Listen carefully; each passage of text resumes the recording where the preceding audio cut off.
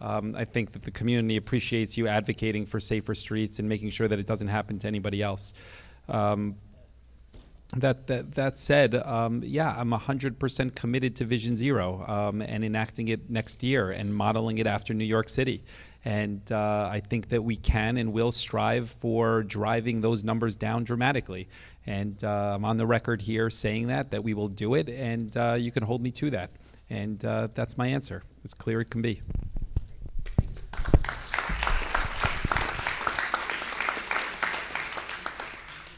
I also want to express my condolences, and out of a horrible situation, God willing, your advocacy and your partnership with Safe Streets JC will save lives. And yes, Vision Zero must be implemented in Jersey City. And Kara, I think, pointed out there's basically three things that we can do. There's traffic engineering or road changes. There's better enforcement of the laws, speeding and parking both, and probably others. And then there's awareness, and you're helping with the awareness component. Safe Streets JC is helping with the awareness component, and the city government needs to utilize its resources to help with the awareness component. Somebody screamed out billboards. That's a great idea. I talked about this. It's not up anymore. The 20, 30, 40 image, and that stuck in my mind that day. And I think you were there, Ms. Clifford, at that one meeting at the Gallo Center. We need to utilize the airwaves, the mail, the grassroots to spread the word that you can. Social media.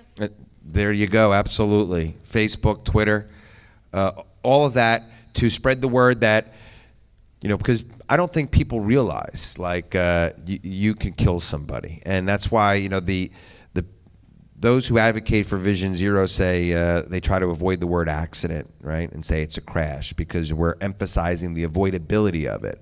And I think that a lot of people who, and I pointed out myself, I changed my behavior as a consequence of Safe Streets JC, because I've seen myself going above the speed limit, and I said, when you recognize, you remember, wait a second, there's a consequence to this more than a ticket if something goes wrong. So, thank you.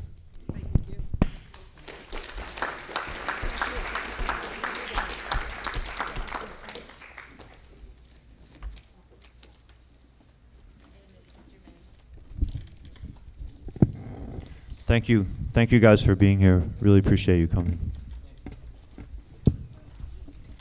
We're just about finished. Looks like we're going to get out of here a little early, which is pretty great, right? So we're going to move to some closing statements. So Mr. Mastakoutas and Mayor Fulop, thank you for your engagement with these issues. The mayor, more than any single elected official, sets a direction for the city and establishes policy and priorities. We have a choice to make on November 7th on traffic safety and every other issue. And now's the time to hear from each candidate for their vision for our beautiful city. Each candidate has 3 minutes, and we actually flipped a coin the other night when we got together, and you won, so you get to go first. All right, so first let me reiterate what I said earlier, that a big thank you to Safe Streets and Bike JC for putting this together. And I think it really is a testament to where the city's come from and where we are today, the fact that you could get this number of people in a room to discuss this issue. I don't think 4 years ago or 8 years ago it was possible. Now, with that said, I want to reemphasize what I said earlier. When I ran for office 4 years ago, I couldn't have been more clear about the fact that I felt there were a lot of things that were neglected for a long, long time, and a lot of things that could be fixed, some easily and some more challenging. I said that I would only do 2 terms. I said that if you gave me 8 years, we could correct a lot of the issues that were plaguing the city. And we've done a lot on a lot of these different issues, particularly around this. I point to where we came from to where we are today. If you go back 4 years ago, as I said, speed humps, stop signs, protected bike lanes, bike share, bike plans, RFPs for master plans. None of it existed, none whatsoever. Additional ferry service wasn't there, none of it. We've pushed hard over the last 4 years, and we've made tangible progress. You've heard also here that we've escalated the enforcement, that we work closely with not only the Board of Education, but Safe Streets JC and Bike JC, putting out the RFPs towards the next stage, which are well underway. We've spoken to the governors or the potential governor already about the potential for expanding resources to Jersey City and easy wins. And I feel like that dialogue is certainly capable of happening at a higher level. So I share this with you to say that I'm running for another term, and I hope that you will give me the chance to finish the job that I started. I know that we have done a lot, and I know that we could do a lot more.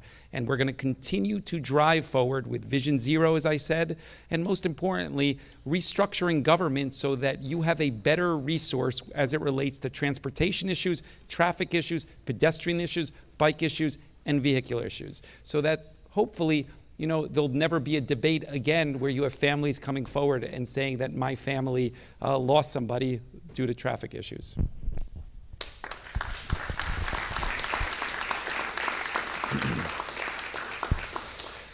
I also want to thank the two organizations, Bikes JC and Safe Streets JC, for bringing everyone together to focus in on these really crucial, important issues.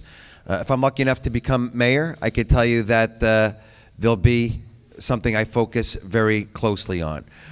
Certainly, first and foremost, pedestrian safety. Right across the Hudson River, the mayor of the biggest city in America made it one of his primary goals, and we've seen success there.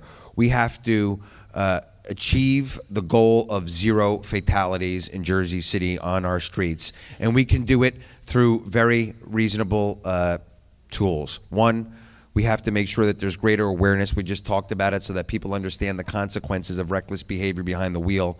Two, better enforcement, making sure that people who park in the bad spots, people who speed, are being punished and not let to just simply speed without any repercussions. And then last but not least, we need to change our roads in Jersey City. We need to implement complete streets. We talked about it a lot tonight. I'm glad to see that this term that I used to hear kicked around by my friends, the planners in City Hall, is now being utilized in a public forum where we're emphasizing and focusing on other modes of transportation beside the car. You know, we talked a lot about, cars took over cities around America back after the Model T was created in 1910.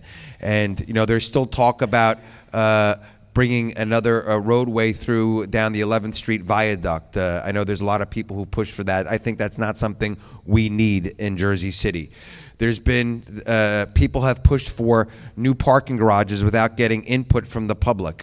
I think that before we make decisions about creating new parking garages, we need to talk about what other things we could spend that money on, whether that's on ways to get from the Hackensack River to the Hudson River on exclusively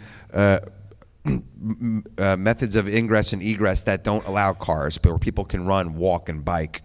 And that's about it that I have, so thank you so much for the opportunity.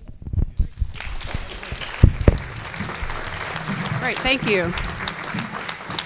Thank you both very much. One more second, if you could just give us one moment. We're almost done, gentlemen. So I want to thank you, and Bike JC and Safe Streets JC would really like to thank both of you.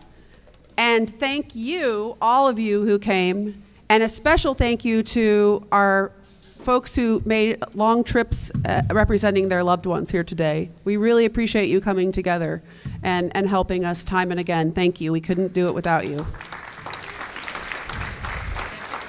Thank you.